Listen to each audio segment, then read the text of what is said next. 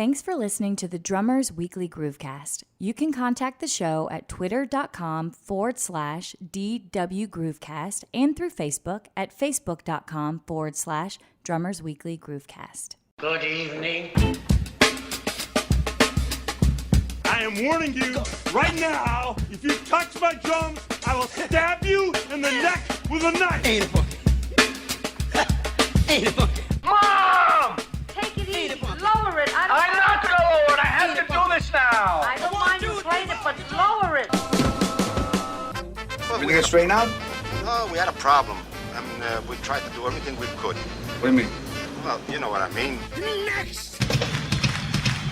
Little trouble there. You're rushing. Yeah, well, you know, that's just like your opinion, man.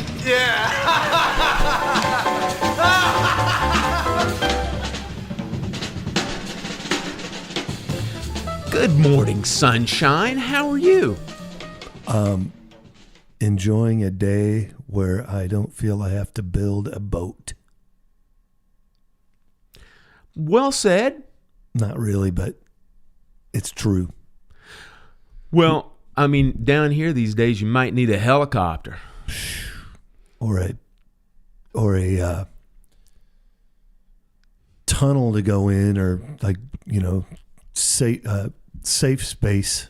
Ground transportation is dicey these days in That's the Atlanta true. area. Yeah.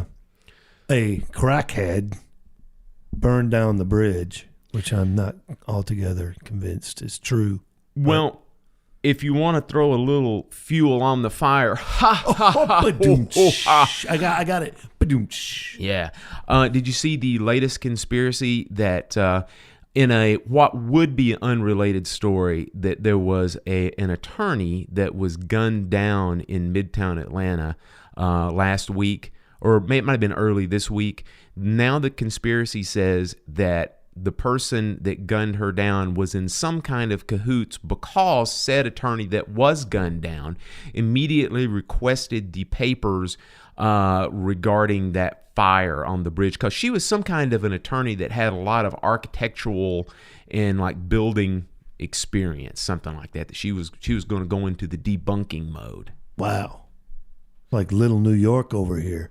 Man, I'm telling you, I've already had a few listeners say that we need to build our audience by going into either the conspiracy theory business or possibly even the paranormal business.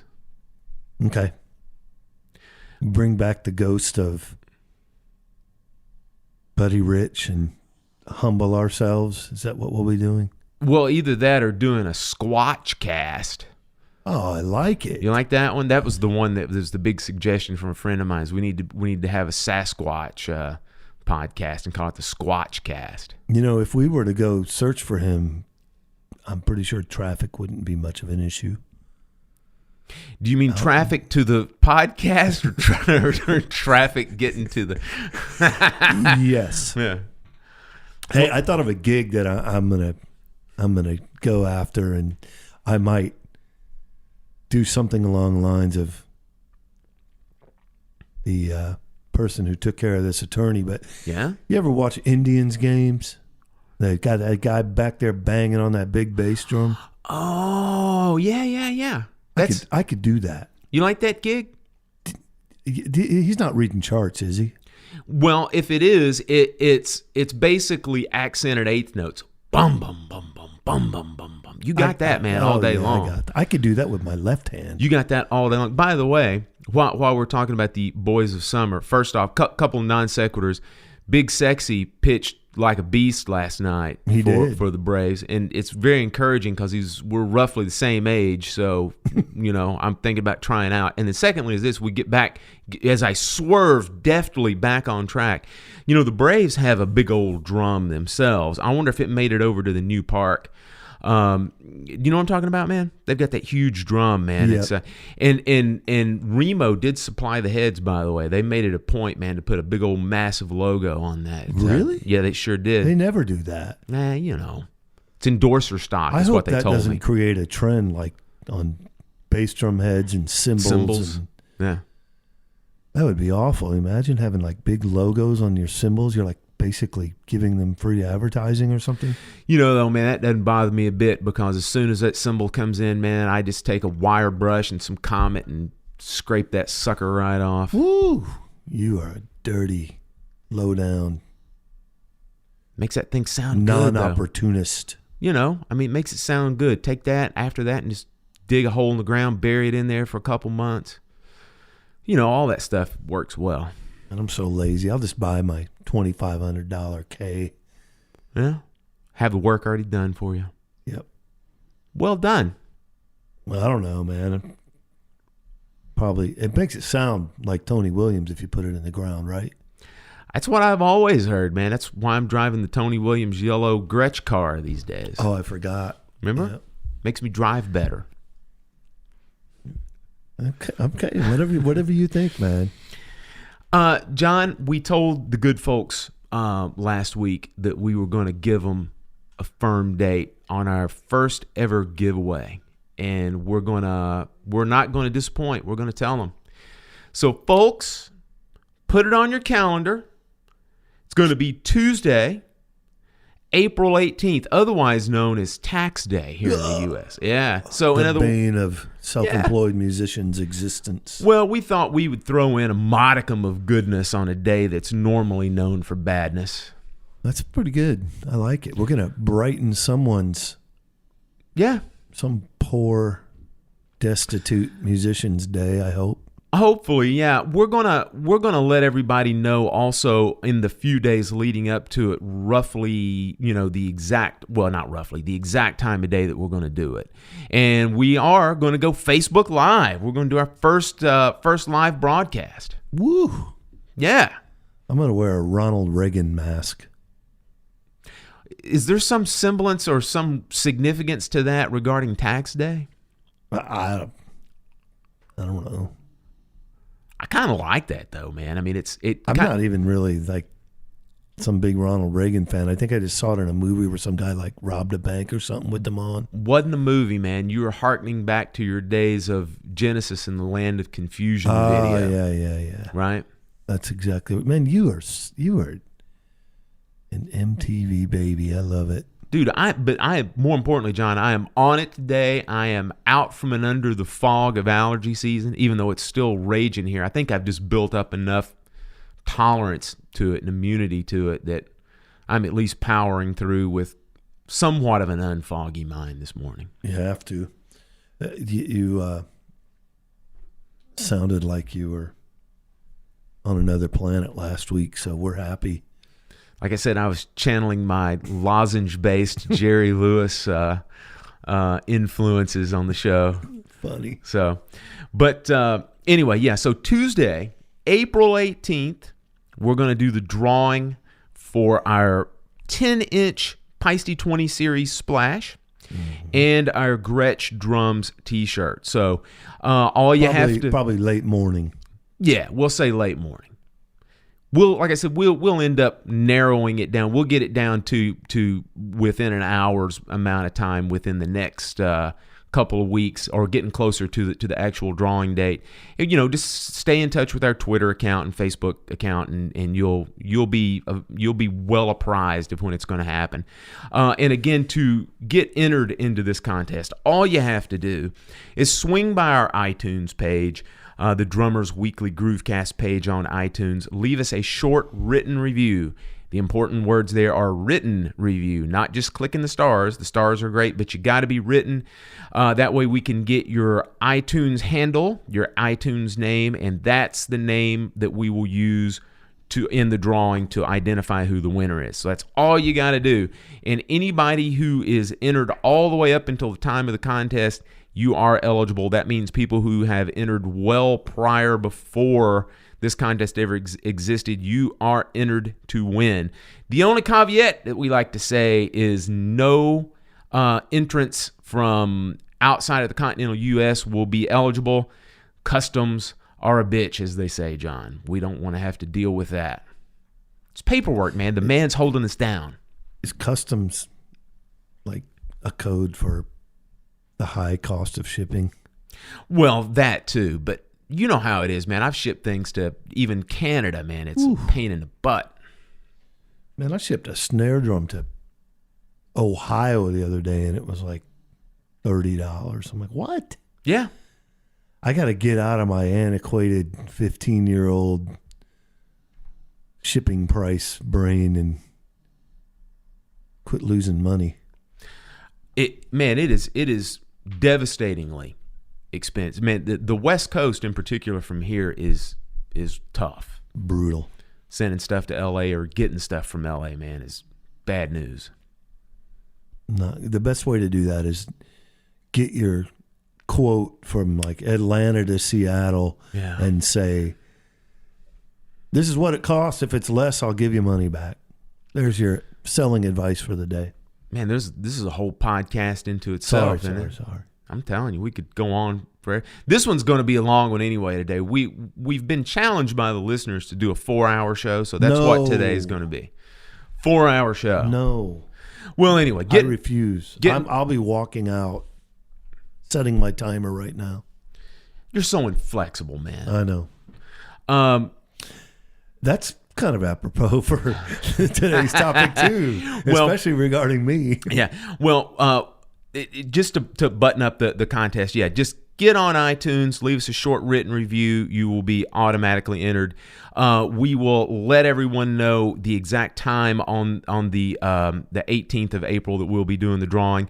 Perfect segue into saying you can stay in touch with us at our Twitter account, twitter.com/DW Groovecast, Facebook.com/Drummers Weekly Groovecast, and always email us at our Gmail account, drummersweeklygroovecast@gmail.com.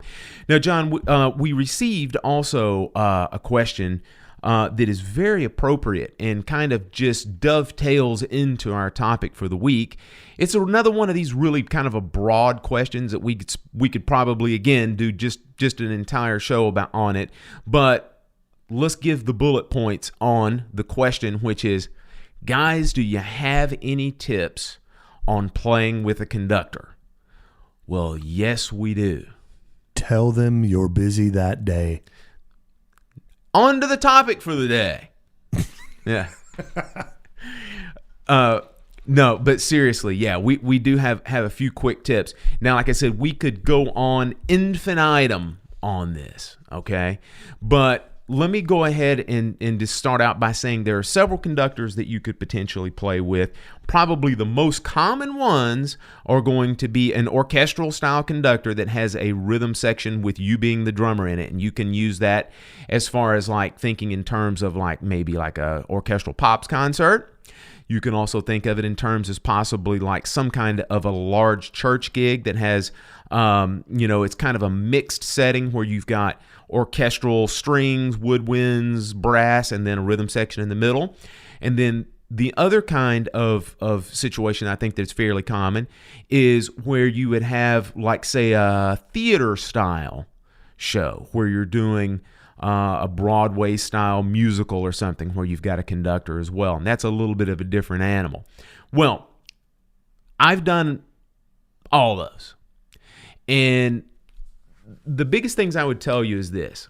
One, if at all possible, get as much of the music and or recordings that you can get your hands on. And learn. In other words, the less you can have your eyes on the music and more on the conductor, the better off and the more comfortable it's going to be for everyone. On top of that, you should get familiar with the tempos, because if you run into one of these conductors that doesn't like to give a count off, dislikes to give a downbeat, you can be in much better state of mind and much closer in tempo as well. Demon. Yeah, it happens though, man. It happens. And the next thing is on the rehearsals, every conductor will have tendencies, right? They'll have tendencies to rush here, tendencies to drag here, tendencies to want to follow strings, like when the rhythm section drops out, they'll have tendencies to want to slow down and follow strings at certain sections. And so they're like piano players. You said it. Wait. Sorry. But Learn the tendencies. Learn the tendencies of these conductors. And then ultimately, the best success that I've had with conductors of any kind, whether I'm playing in Pop's concert, a church setting, or a Broadway bus and truck thing, is most conductor-drummer relationships are successful when there is a good amount of mutual trust and respect. And you get respect from them by learning the music ahead of time and then doing some give and take with the tempos. You need to have I like to say, a malleable sense of tempo on this. Now, this doesn't mean that you just completely and totally fall apart, and just, bend to every whim of a conductor. It doesn't work that way. It doesn't. But if, again, you find these tendencies of this guy wants to fall back a little bit here, he wants to push the tempo a little bit here, try to figure out graceful ways to where these tempo adjustments are not so jarring and jerky. In other words, try to make these tempo transitions a little bit more gradual and a little bit more musical. And there you go. Nice. John, I you thought don't of want to add another anything? tendency they have. What is that? Replace rock and roll drummers. What? Yeah, that's what they're thinking the entire show. This guy hasn't looked at me once. He's just playing like almost perfect time, and it's annoying. So, as a friend of mine, a bass player, used to say, those conductors sometimes get nervous when it starts to groove. Oh, heaven forbid. Maybe I am right for that. Well, anyway, I think that at least gets everybody in the ballpark, right? That put me in a cranky mood. The idea that someone else is in control makes me really upset. It's true. I'm just speaking for the masses here. Let's move on. I can't wait to I know we're going to get some response from this. We opened up a can of worms on this one. But anyway, it does dovetail perfectly into our topic, though. It really does, because what we're going to talk about today is the drummer as the music director. And in so many ways, it makes perfect sense because, let's just face it, we're the conductor. Ta-da!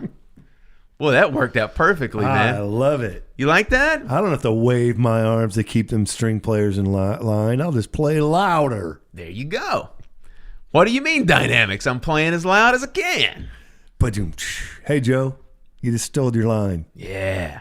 So, John, we've kind of talked a little bit about this. We've kind of hinted at it from time to time. I know that in our show, when we were talking about like different streams of revenue, one of the things we talked about is that inside of certain gigs, opportunities come up to where you can be offered this position. Mm-hmm. And then we've also had one of our guests in particular, John Roberts, talked about taking on that gig from time to time also. Yep.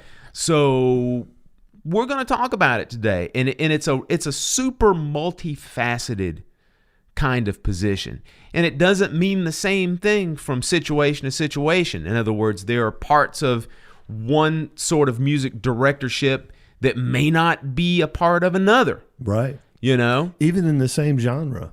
Exactly. Yeah. Exactly. So I guess we'll kind of start this thing off by discussing what it can be. In other words, the music directorship can be some and or all of certain traits. And some of those could be, one, staffing the band, mm-hmm. rehearsing the band, sometimes making charts. Sometimes you have to even go beyond making charts and just straight up do arrangements of songs. Especially if you're doing things where you're having to do medleys. Sometimes you have to string a bunch of different songs together. You got to create some kind of a cogent arrangement, A map of sorts. Yep. You got to be able to create rehearsal itineraries. In other words, be able to communicate to the band the things that you have to rehearse and be prepared for when a rehearsal's coming up. Then when you get to the rehearsal, ideally you'd want to run the rehearsals. One thing I think is really important is being able to effectively distribute media. Okay. And essentially by that, we're talking about you got to get to this band. You got to get MP3s, whether it be original MP3s, or if you've recorded rehearsals or recorded sound checks or recorded gigs, being able to get those MP3s to band members. Also, any charts that you make sure you get those things into a widely accepted format, like a PDF format. Be able to get those to people through email and or drop boxes. In other words, being able to do that, which also means you gotta be a file management and organizational demon. Right. Man, that is so important, man. When you've got all these different files from different groups that you might be working with, specific arrangements, specific, of course, MP3s regarding board tapes and that kind of stuff. Really keep that stuff organized. So the organizational aspect of like archiving the media is really important. In this day and age, you got to be real comfortable with software. So you got to be good with creating sequences. You got to be good with, again, managing files inside of those sequences.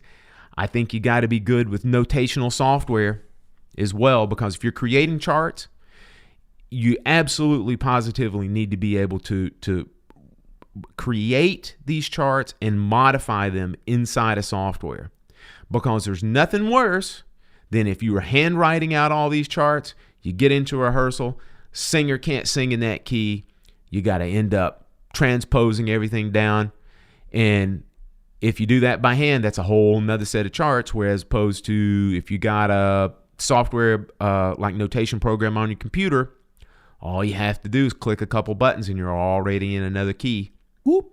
Yep. That's also really handy when you're dealing with horns as well, when you have to transpose into different keys like B flat and E flat for different horn players. It's a click away, right? Mm-hmm. Then when you get to the gig, you need to be able to organize your sound check and then obviously run sound checks. And then there's always the things that we just talked about. Conducting. You got to conduct that band. And what I mean by that is you got to make sure you be able to effectively count in the band. And then you got to be able to get the band out of songs as well. Get out. Cut them off the end. Or as, didn't Joe say? No double time Allman Brothers inspired jamming at the end. We're getting out. Short and sweet, man. Amen. Cut that band off.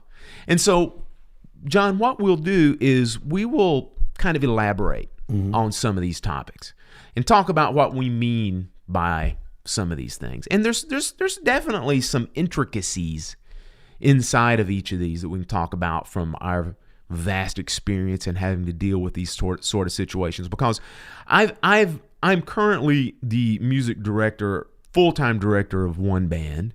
And then there's another band that I guess you might say that I'm kind of the assistant band leader, and both of them deal with sort of or assistant music director, I should say.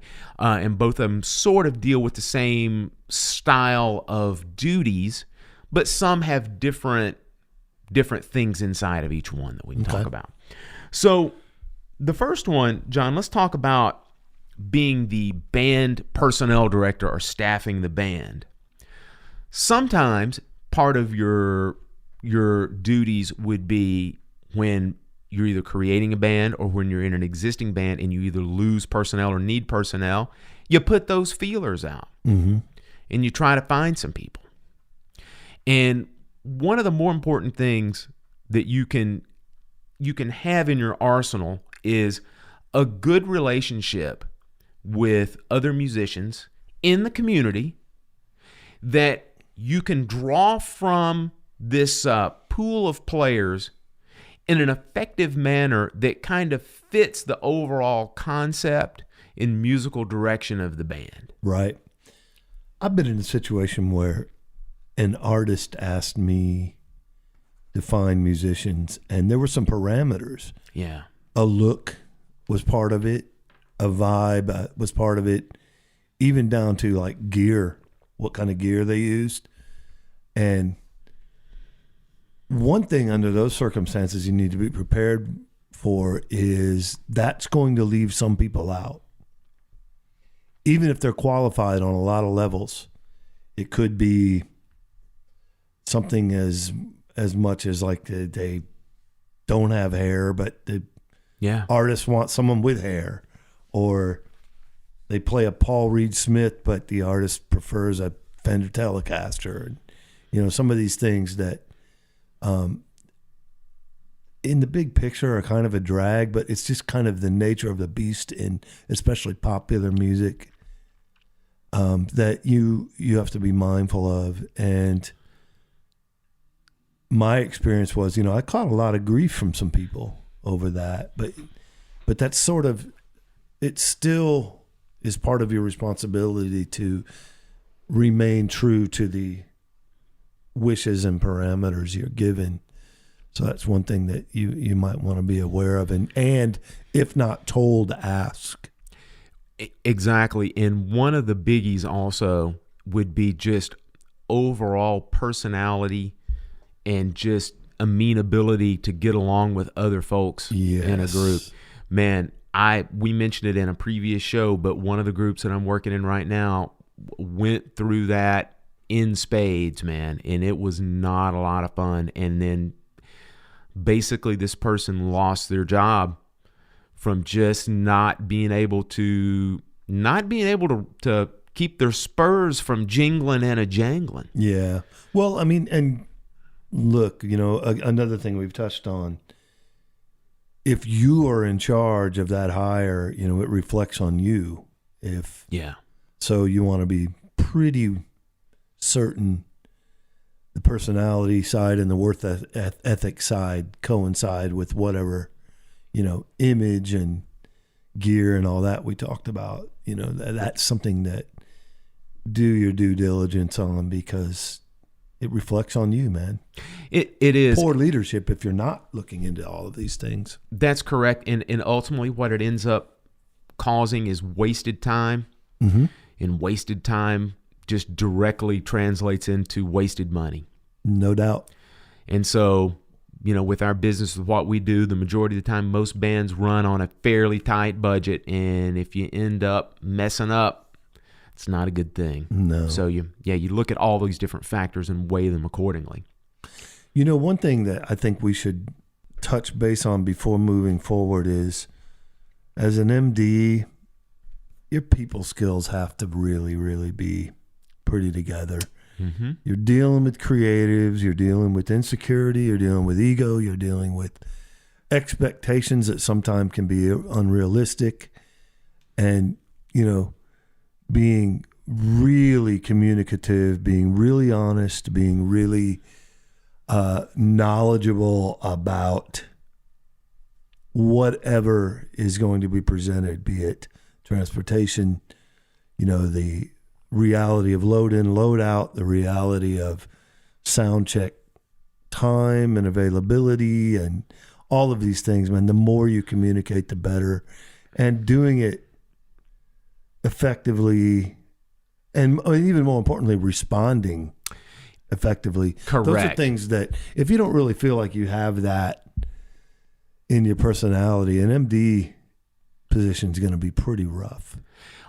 And I'll tell you, to piggyback onto that, you exactly said the method of response, not reacting, Mm-hmm. but responding. That is incredibly important. And then the other thing is this, the art of communicating musical direction. Oh my gosh, if you deliver that too heavy-handed to certain people, it is a disaster. Because in particular, when you're dealing with, let's say, singers, if you're rehearsing some material and the key's just too high, it's, to some singers, it is a badge of honor, to be able to blast out those super high keys. And you have to very gingerly go, you know what? Seems a little uncomfortable for you up there. You might have trouble, making that transition into head voice, just having problems getting, to that higher part of the bridge. Why don't we see if we can bring this thing down a step? Make it comfortable for you. Yeah, on any given night, if they have any problems, that could factor into that too. Like, Right. feeling great that day in rehearsal, but what if you've had a cold for 3 days? And Sure. so there's some reality that some people don't want to accept. Yeah, and I mean, it extends all the way down, of course, to the instrumentalists as well, from the standpoint of just like, you have to be, again, sometimes careful. You're talking to certain, keyboard players, guitar players, and just go, that rhythm that you're playing is not exactly, meshing with what, bass and drums are doing. You're a little on top. You're rushing this a little bit. You got to make sure you lay back a little bit more in the pocket on this thing. It'll feel a lot better. So being able to communicate that sort of thing effectively, but yet not too heavy-handedly is, boy, that's, you said a mouthful. That's good stuff. Well, that also kind of brings to the point. It's the most effective MD is going to be well-versed in the knowledge of not only other instruments, but, things like, the intricacies of an arrangement, the theory behind said arrangement, all of these things, like if you're talking about harmonization, that I'm not terribly qualified in that sense. And so that might be something that could be a point of conflict at some point in how I communicate it, or if I can't effectively spell out what it is I'm looking for. So those are things that could be thrown your way and could be problematic. Well, that's one of the topics that we wanted to cover, that especially I want to perk the ears up of our drumming friends who did go to school, and especially who did work on things like orchestration and instrumentation, arranging, that sort of thing, because if you're going to get to the point to where you're working with a band where you have to play with other instruments that are not what we would call concert pitch instruments, which would be like tenor sax, soprano sax, any of the saxophone instruments, and some other brass instruments as well, it's good to know these different these good transpositions to make sure that when you orchestrate these things, that you are, of course, putting them in the right key, and then also making sure that you know the range of these instruments as well. Because again, it's one of those things that if you've got something in a stratospheric range, there are some instruments that just can't even play to that. And same thing, you can't write things too low because you can't get them outside of their range of playing then. So being able to have, as a drummer, a good working knowledge of orchestration, instrumentation, and music theory, it's vital. And part of that music theory thing is ear training as well, to be able to hear different things such as tuning and of course being able to hear other things regarding arrangements and pitch, harmony, like you're talking about. All that stuff is very, very important whenever you're doing that. Okay. Also, when you're writing charts, you just need to make sure that you are writing things in good, proper notation, that you're not just blasting the rules of tonal harmony and music theory, that you write things that are easy to read. There's nothing more frustrating than being handed charts, especially of a song that's a simple song, like a lead sheet style thing where you're just playing a standard type song, and everything's in nice 8-bar phrases, and then in the first line you've got 2 measures, and in the second line you got 9 measures, and in the third line you got 12 measures, and the fourth line you got 1. I love those. Being able to accurately write out a chart and write it out to where it's easy to read, it's so important, man. Mm-hmm. And we as drummers sometimes we're guilty of thinking in terms of writing things out that are very dramatically. Like we love writing out things, with short notes and rests when they actually should be notes that are tied over to other notes that are being held out. We're very guilty of that sort of thing. So we need to be able to think in terms of, especially we'd call them sustaining style instruments, or notes that or instruments that have to play longer notes. Mm-hmm. So we have to be careful of that. We have to be careful of like these other kind of notational problems, like what I would call it, writing over the imaginary bar line, which is essentially in a bar 4/4, you never want to obscure count 3. In other words, you never want to put any kind of rhythm that doesn't show you where beat 3 is. You should always, on beat 3, always either have some kind of a rest or have a note on there, whether it's a tied note or a proper note or a rest. The only exception to that is if you're writing like a whole note in there.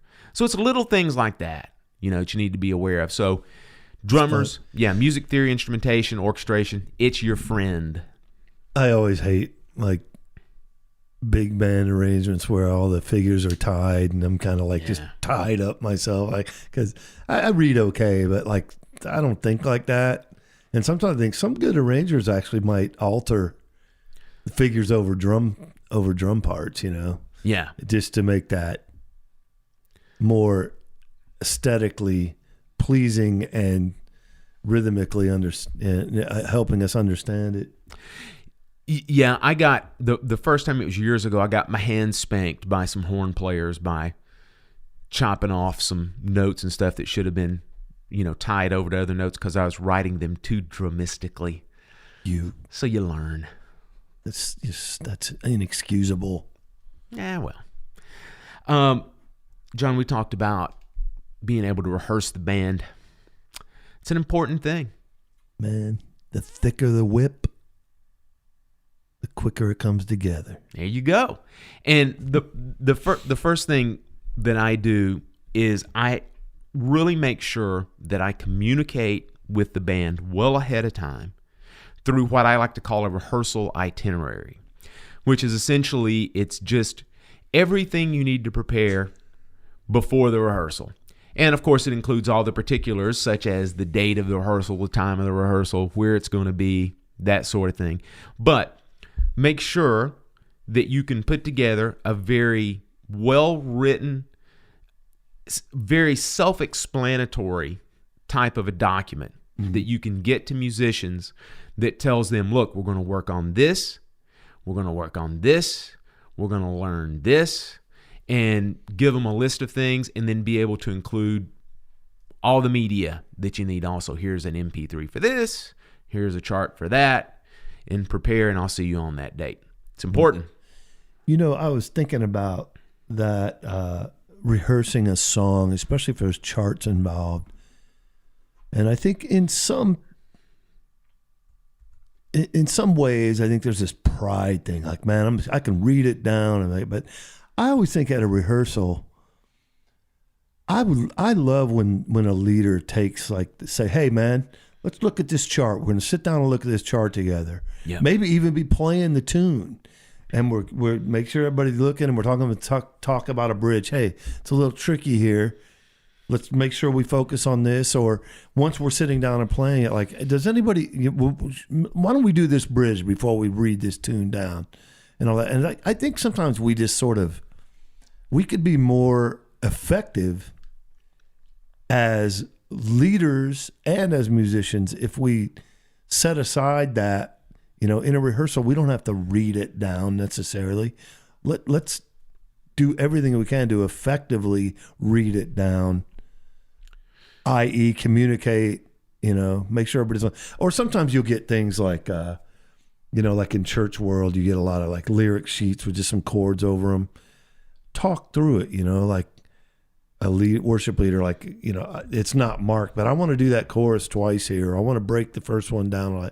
Just talk through it before we do it, instead of playing a minute and a half, faltering on that, what someone wants as a double chorus, but didn't communicate it, and then having to start all over. It's like, we could all be better about communicating prior to just blowing through stuff. I think that's something that often is overlooked. Well, it also recalls that thing that we've talked about over and over and over again, that the best rehearsers and the best practicers are the people that practice the stuff that needs to be practiced the most, right? Mm-hmm. It's exactly like you said. Sometimes if you're running a real standard stock kind of chart, but there's 8 bars of a bridge that absolutely needs attention because maybe there's some odd times, or there's just a weird groove, or there's something that happens in there. Go over that 5 times before you actually even run the rest of the song. Amen. That's part of your organizational aspect and also part of your communicative. I think it comes down to sometimes it's ego, sometimes it's laziness. But I mean, You're talking about wasting time. Yeah. You get halfway through a tune and then just crap all over a bridge and you got to start over or go back and redo it. It's like, I hate that. God, I hate that. Yeah. You know? Well, a couple of other little quick silver bullets that I like to use is that when I'm running a rehearsal and let's say there's multiple singers, if time allows and nobody has to get out early, nobody is requested to leave early, I always like to split the songs up to where no one singer sings a whole bunch of things consecutively. Yeah. So it's give the old voice a rest, you know.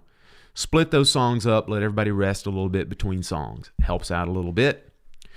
And the other thing is this, on the topic of staying organized. When you're finishing up a rehearsal, a lot of times if there's new material that has to be learned, while everyone is still there, I like to communicate it to them to say, hey, look, so there's no surprises. We got some brand new stuff that's coming up. And then also, it's really important to be able to try to assign specific new material to singers right then and there at that time. In other words, there could be somebody that feels really strongly like, hey, I already know this song. You know, let me go ahead and get a crack at it. Or there might be somebody that might go, look, I already know right now that song's out of my range. And, you know, if we're going to change keys too much, it changes the whole vibe and makes it basically a different song if you have to change the key too drastically. So let's let this person try it instead. So trying to be able to kind of stay organized and assign some material at a rehearsal for a following rehearsal will a lot of times save a lot of time and confusion in between rehearsals when you're trying to make either multiple phone calls or multiple emails and people are not getting back to you, and it just wastes time. So being able to organize a following rehearsal at an existing rehearsal, do it. No doubt. Next thing, we talked a little bit about, we'll call it file management. I like to consider myself the band media archivist. And being able to keep this stuff separate and organized, man, it saves hours upon hours, which turns into days, which turns into weeks. So even for your sub. There you go. And I there speak you go. from experience. Yes. Phil sent me a number of charts he had already archived and put into PDF. And boy, you talk about making life easy, man. I didn't have to sit there and count bars or guess. And it was just, especially on some of those medleys you do. Yeah. That was gold, baby. Hey, much appreciated. But essentially, the 2 cent tour that I will give everyone into my file management system is essentially this. Folders are your friends. Create a master folder for each group. And then inside of that, for each group, I make sure I have folders for charts. I have folders for MP3s. I have folders for videos, if that is part of it as well. I have folders for sequences. And then just be very, very diligent in your style of naming these different files inside the folders. Like, let me give you a perfect example of this.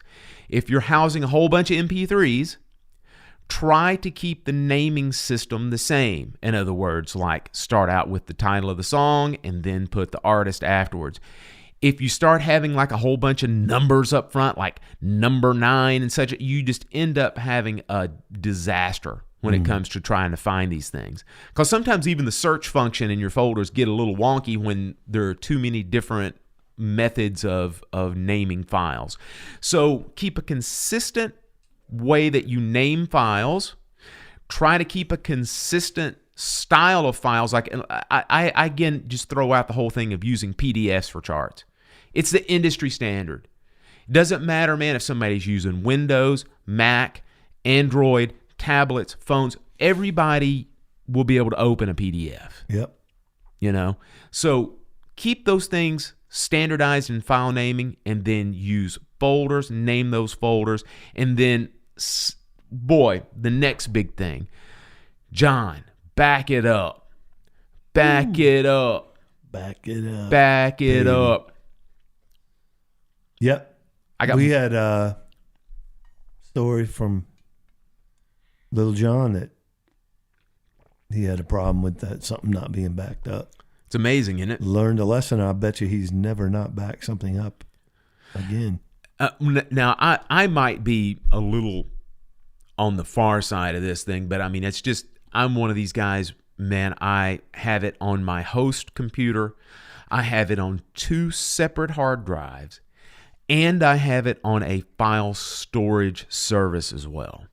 Now, it's a pain in the butt, man, because you got to go through and you got to back it up 3 different ways. But chances are you're not going to lose all those. True. Unless we have zombie apocalypse and we lose all power. And then you're in a mess. Then you're just trying to survive. You don't care about some chart for a wedding. I'm going to start up a band called the Zombies. No. No, that didn't work, did it? Already done. Yeah. Well, moving on. Talking about files, sometimes you have to be creative and you have to know some software, because I have to make sequences from time to time, John. So I think most people nowadays, and especially the younger drummers, are not afraid of this, not afraid of technology. But here's what I would tell you.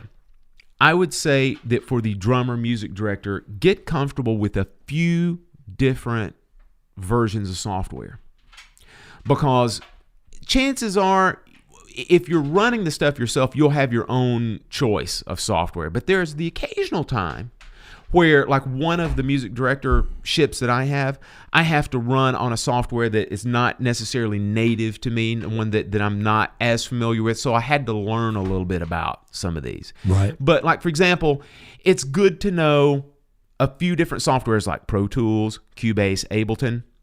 It's also good to know, I'll tell you one that I really like that I've been using some recently. Have you ever messed around with this little software that's on Apple called Playback?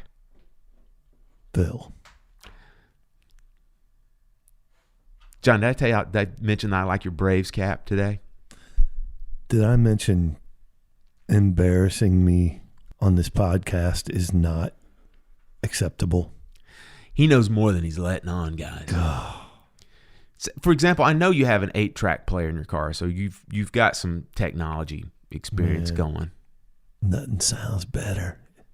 That warmth of magnetic tape.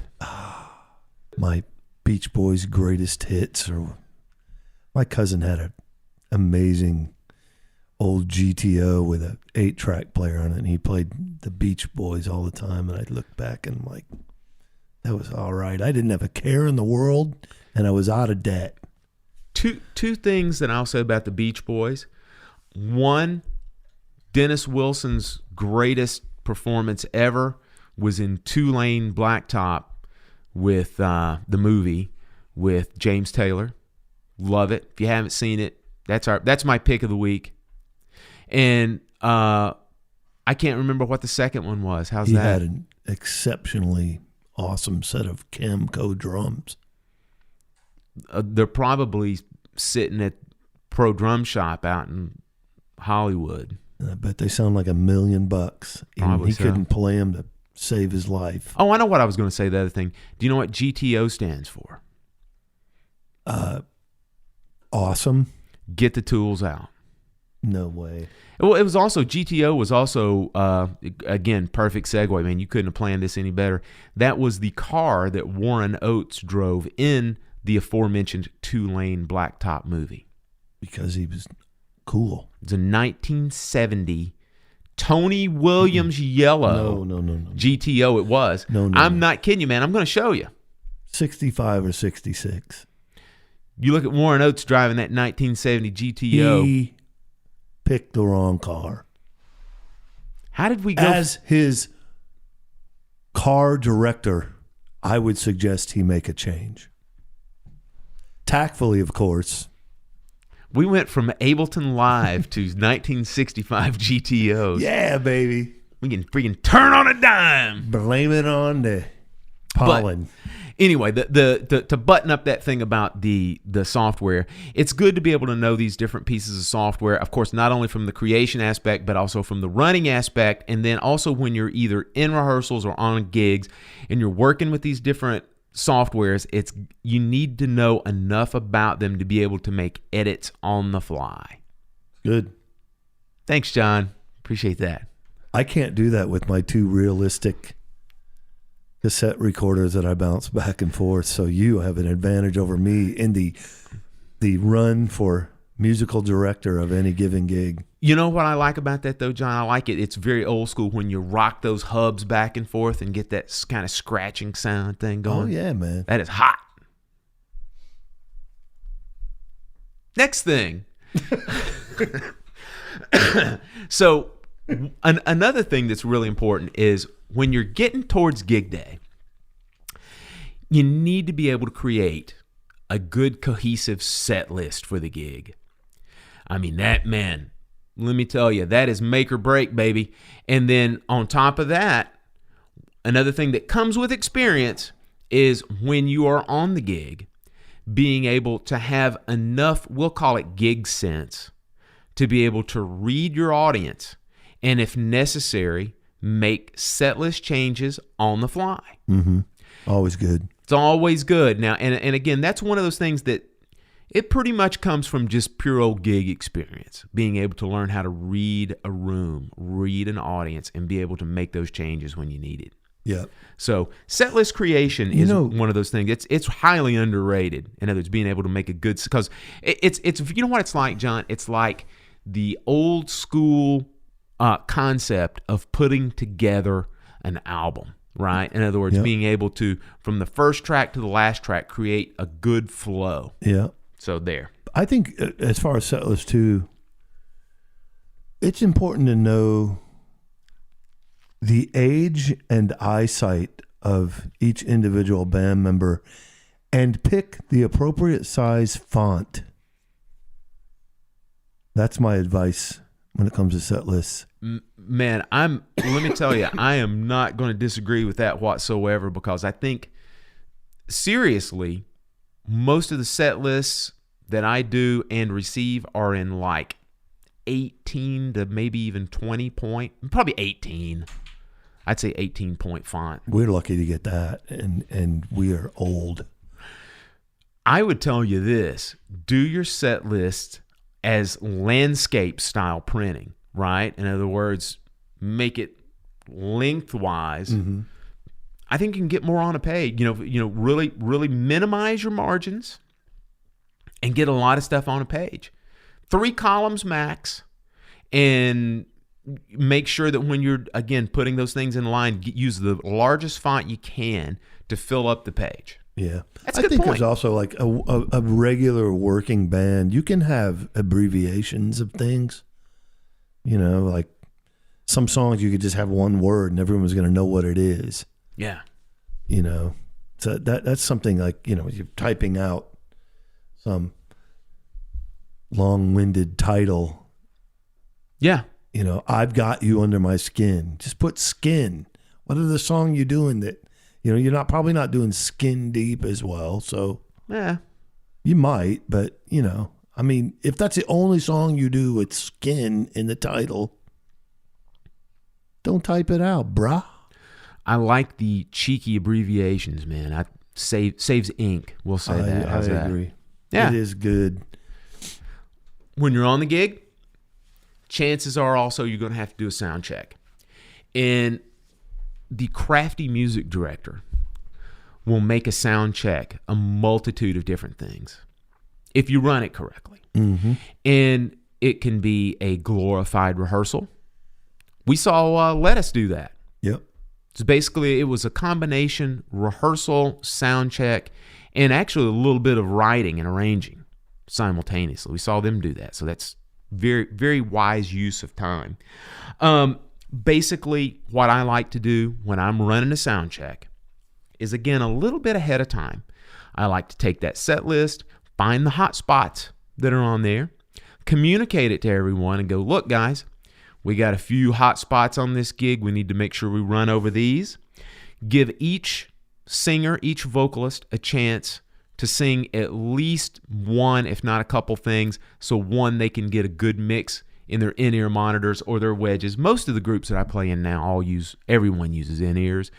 Give everybody a chance to mix their ears for lead vocal, and also to give themselves a decent shot to balance the other vocalists as well when they're doing background vocals as well. So I think that's important to do.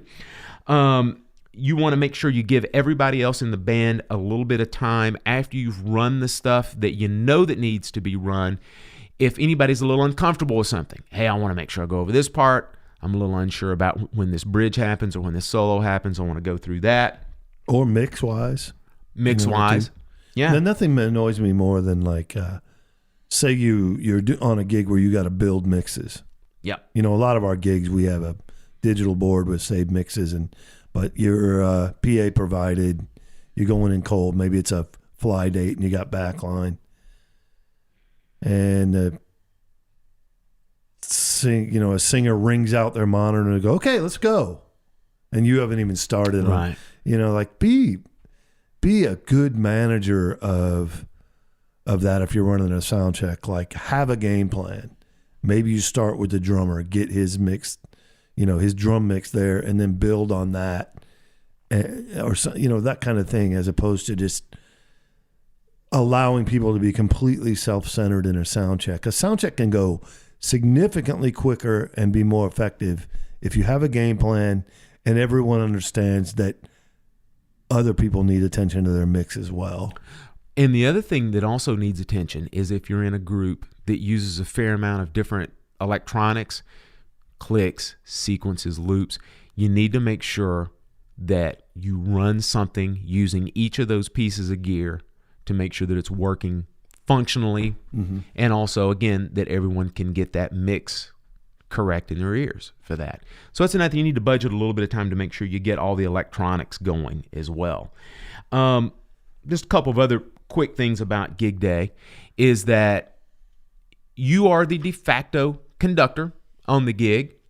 So as the music director / conductor, you need to make sure that you are confident and firm and in time with your count ins. So important, man. If the count in, is not strong, the rest of the song is going to be started off on a shaky foot. So you got to make sure you get a nice strong count in, and then also you got to make sure that, especially if you're ending songs that are somewhat open-ended on vamps, that you give good, clean, concise, consistent cues to get out when everybody's supposed to get out. And then make sure that you cut if you're going to do the proverbial shut the door, put a button on it, give a good clean cue on how you're going to cut the band off at the end as well. So now, John, one of the things that we also talked about, you and I were discussing this yesterday on the phone, is that there are a few different, we'll call them special gig circumstances that we do from time to time.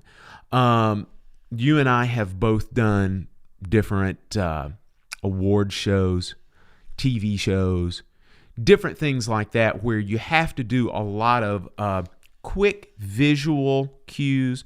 Sometimes you have to do also cues when you have like a stage manager in your ears, that sort of thing. And so let's talk a little bit about that as well. It'll be a fairly quick topic, but basically something that you need to be really comfortable with as a music director and a drummer is if you are doing some kind of a show that is based on visual cues, and let me go ahead and throw this caveat in there also. I have done a few different TV shows where I've had to take visual cues off of a monitor, and it is different than just watching the actual stage. So watching the stage and watching a TV is a little bit different. It's hard to explain, but it's kind of one of those things that you just kind of have to get comfortable with when you're doing this. But one of the things in particular you have to be very comfortable with is when you take a visual cue, you have to, one, make sure you have a solid tempo ready to give to the band, and it has to be quick, and then likewise you have to be super quick getting out of a song as well, whether it be, like, for example, if you're giving an award and someone's walking up on stage and they're getting ready to give a speech, or it could be even something that you're coming into or out of a commercial break. And one of the little tricks that I like to use when I'm doing something like that is, for example, we're waiting on a visual cue or even an audio cue to bring someone up on stage. All right? The band is watching me. I will give them silent tempo. I'll give them a tempo. And one of the things I'll do is, John, you can describe if you want to, I'm like taking a stick and basically being like an old school, like a Franz metronome. Mm-hmm. I can do that. And then the other thing sometimes that I'll do, I learned this from a conductor, a pops conductor one time. He would do this. He would sometimes even turn to the audience and be speaking, but he would put his hand behind his back and give everybody a tempo like that. What am I Pretty doing? good. Yeah. Snap putting his fingers together. Yeah, doing like a little pinching motion. Yeah. And so sometimes I'll do that as well, especially if I'm on stage, you know, like at the side of the stage and people can see. I will just do that little pinching motion sometimes off to the side to where the band can see that. And then if everybody's good with that tempo, really at that time you can pretty much give a good in-time downbeat and everybody will get in. Yeah. So that sort of giving silent tempo into account in, that's a nice little trick of the trade that I like to use. I got one. Well, Do first it. and foremost, a lot of times in that walk-ups and that kind of thing, like I've done a number of either award shows or, you know, like a corporate setting, like a sales meeting or something like that, and they're doing kind of a big, you know, to do with people walking up, you know, receive awards, things, that kind of thing, or come up to speak. Mm-hmm. Two things. One, a good producer can make life really easy. Like the best producers I've worked with, they'll be in your ear and they'll be so consistent. They'll be like, stand by. Yes. 5 seconds, go. Like no matter what the cue, no matter what we're doing, no matter what the, you know, circumstances, a quick walk up, a full tune, a you know, sound effect, they're consistent in their, you know, stand by. Yep. All that. And that makes, because you get it in your brain if you're then relaying the start to others. But the system we came up with, we were doing a lot of these for a while. It was kind of cool. Like the trend in the corporate world was like a Letterman style band on stage, and as people are coming in, you're playing, and they interact with people on stage sometimes, do some funny stuff, do walk-ups, all that. We came up with this thing where we had a bunch of just pop tunes, you know. Mm-hmm. Everybody knew the riff they were going to be playing or the progression they were going to be playing. It was spelled out. But we do that where you know, good musicians have the general tempo in your head. I hit 4, we go, and then coming out of it, you know, there's some people that think they can do that Letterman stop on a dime, Paul Schaefer thing. Well, on the if you E do of that 2. on the E of 2, if you do that for 30 years, you might have a pretty good chance at pulling that off consistently. But what we didn't, and normally I'm the one doing the cues as opposed to an inexperienced person standing there going, you know, stop. We would do it where I would hit 4, we'd go, and getting out of it, the last bar of wherever I feel or wherever we need to get out, I just do quarter notes on the snare in the groove. 1, 2, 3, 4, downbeat. Right. Out. And it was clean. And, you know, people are oftentimes like, well, we want to get out when we want to get out. Those 2 extra beats, if someone's standing on stage, it's not like they're waiting 6 bars while you finish a song before they speak. It's 2 beats. It's so minute. Normally translates into less than a second. Yeah. And it's along the same lines of when you you space between tunes. Sometimes you think it's just forever between songs. Well, it's really not. You know, you'd be surprised how, like in worship settings, a lot of times they're freaking out about time between tunes. Well, sometimes it's appropriate to let something kind of breathe out and then start. So just being kind of aware of that stuff. But there's a couple ideas of, being completely in touch with the producer, whoever's calling, you know, their tendencies and all that, not unlike a conductor, but also having some, a really solid and kind of bulletproof game plan for getting in and out.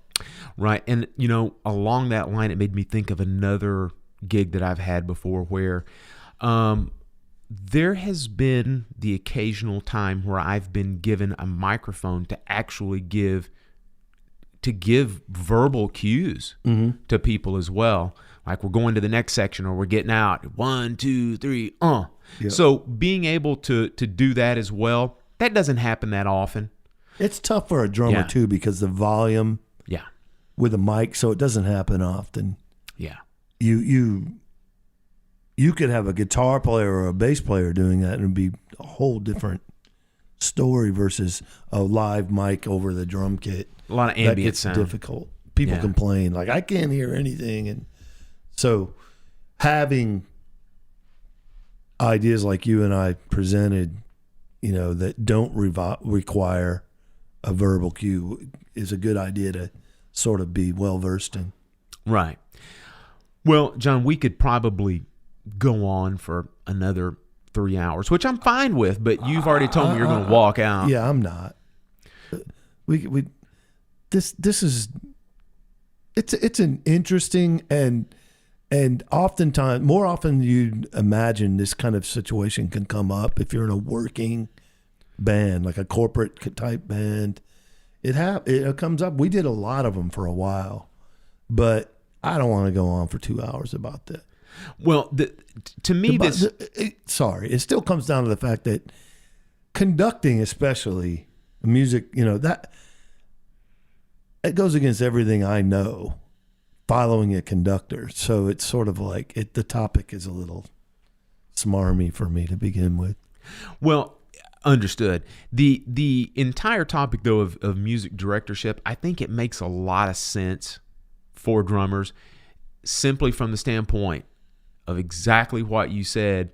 A lot of times we don't like to follow anybody else. Mm-hmm. We are the proverbial alpha dog in the situation. Yeah. So sometimes having that moniker on top of us, I love it, man. I like doing that. I really enjoy doing it. I feel like I can bring a unique thing to a gig by being the music director. So I like doing it, and hopefully some of these little different tips and ideas that we gave everybody today can help everybody, if not have some confidence, you know, in trying to do this gig. It could even spur someone to like, hey, I've got to learn how to do this software better. I need to learn a little bit more about theory, instrumentation, orchestration, proper notation, nomenclature, that sort of thing. I still want to just reiterate and stress that above all of that, your people skills are going to be really the biggest factor in whether you're successful or not at being a musical director. And if you don't have good people skills, you might want to be honest with yourself and say, it's kind of like, you know, you have a bad boss who just doesn't deal well with an authoritative position. Don't be that guy. That's a drag, especially when it comes to most settings we're in, man. It's about having fun and creating a good time for other people, you know, like entertaining people. Like to have a bunch of miserable people on stage is not cool. Well, and to your point, every topic that we talked about today, it all boils down to you have to communicate that information to people, whether it's conducting, running a rehearsal, running a sound check, counting people in, getting people out of songs. It's all about the communication aspect, writing effective emails to tell people what's going on in rehearsals and in sound checks. Yeah. And that people skills thing also, like, you know, sometimes you're put in a position like a kind of a good cop, bad cop sort of thing. Mm-hmm. Like you're the MD for an artist and they don't want to communicate anything negative to a musician. You might have to do that. Now, you know, you don't have to do it heavy-handed, but hey, you know, and sometimes you have to present it that way. Like, look, man, I kind of feel like in this solo, you know, we need to stick closer to the vibe of the record. Well, that might be the artist saying that to you. Yeah. And you need to kind of communicate. But, you know, that there's a lot of scenarios that an MD's going to be put in a position that you could kind of make or break it. So just be on your game and have the team digging you. Let's leave these folks with our segment of the week. All right. I like these. Yeah, this week, folks, it's been a little while since we've done a great drum track. And so that is indeed what we're going to do today. John, you want to go first? Or you want me to do it? Do it, man. My track is from my hero, Jeffrey Porcaro. Had a birthday. He did very recently. A bittersweet day for all of us that know and love him and his contributions. The song that that came to mind is a song called Calling Elvis. It's a Dire Straits tune off a record called On Every Street, the opening track, and it's this fabulous and silky smooth tom groove that he plays, and it showcases More Than Likely, that great Gretsch sound. I'm almost positive that it is. Mm-hmm. Hearkening back to our show and our love of that wonderful drum company. But it's just, man, it's just this cool, creative, and just nice loping, constant jungly tom groove that he does. And it's just executed perfectly. And then, of course, Knopfler and all his brilliance, lays right on top of it. And it's a pretty magic moment. That record is such an underrated record, too. Some really great songs. The drum chair is shared by Jeff and Manu Katché, which is really awesome. It's really ironic, too. Yeah, it is. And some people don't know that Vince Gill is all over that record. He plays a lot of guitar and a lot of solos, does some harmony, I think. And at one point, Knopfler asked him to join Dire Straits, and Vince was sort of like, that'd be a lot of fun, but my career's going pretty good. Was part of that record cut in Nashville? That's a good question. I wouldn't be surprised. Yeah. I kind of think it was L.A., but it wouldn't surprise me if they did some in Nashville. Incredible record, incredible writing, needless to say, amazing drumming. But Calling Elvis, it's a fun tune, and I really recommend you check it out. Well, my little quip about irony has to do with the other drummer that you mentioned that's on that record, who is actually my drum track pick of the week, and that is the French dynamo Manu Katché. Fashion forward. He's a smooth cat on a lot of levels. That he is. He's the purveyor of the Ludwig Black Beauty with a marching die-cast hoop on the top. Mm-hmm. One of those things. So my track that Manu Katché plays on is probably also roughly from the same era, roughly the same time. It's Robbie Robertson's debut album from 1987, and the track is called Somewhere Down the Crazy River. And this is one of those, I'm going to say it's got Manu Katché groove written all over it. It's one of these very syncopated, kind of angular sounding grooves that uses a combination of like splash cymbals. Well, it's got little roughs, little drags and little drags on the cymbals and the hi-hats, little 5-stroke rolls with these syncopated grooves that, he plays this track, I'm pretty sure, with the snares off all the way through it, and he's playing this little groove where the snare hits on like the of 1, toms that come in on like the of 3, and then sometimes on 4. I think it's a 4-bar pattern is what is primarily played on those verses, and then when it gets to the choruses, it goes into more of a straight 2 and 4 style groove.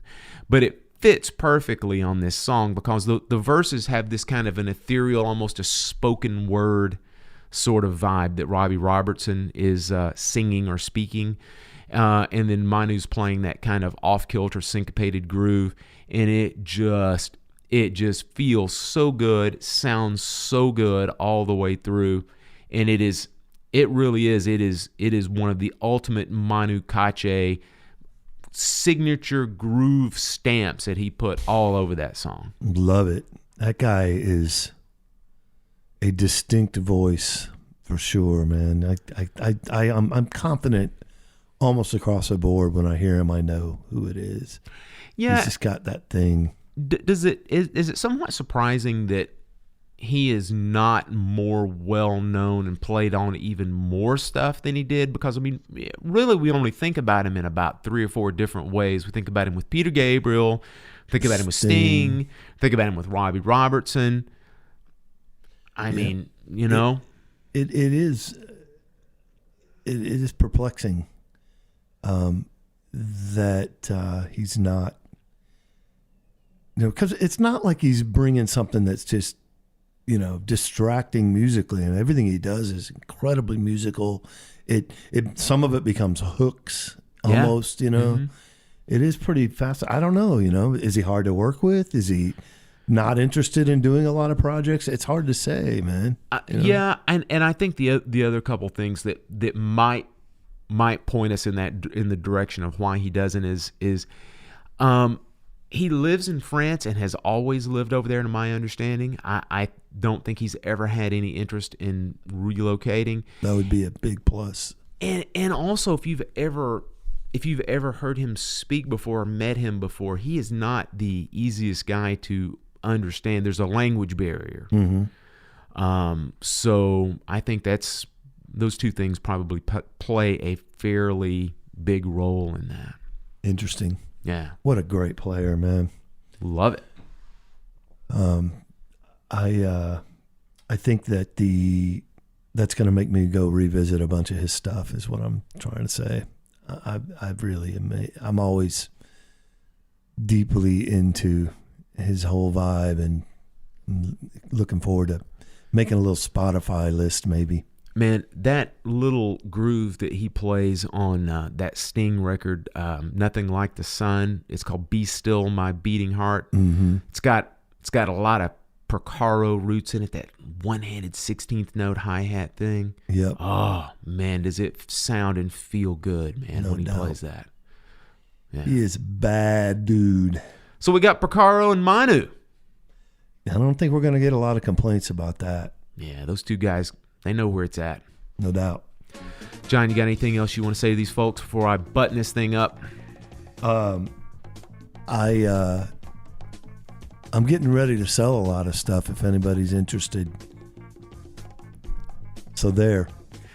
I can advertise myself. I'm not going to push anyone else's agenda, but I was going to say, man, the rates for the advertising on this show just gone up, man, all of a sudden. I got a garage full of stuff. Everybody pay attention. And by stuff, he means like 1965 GTOs.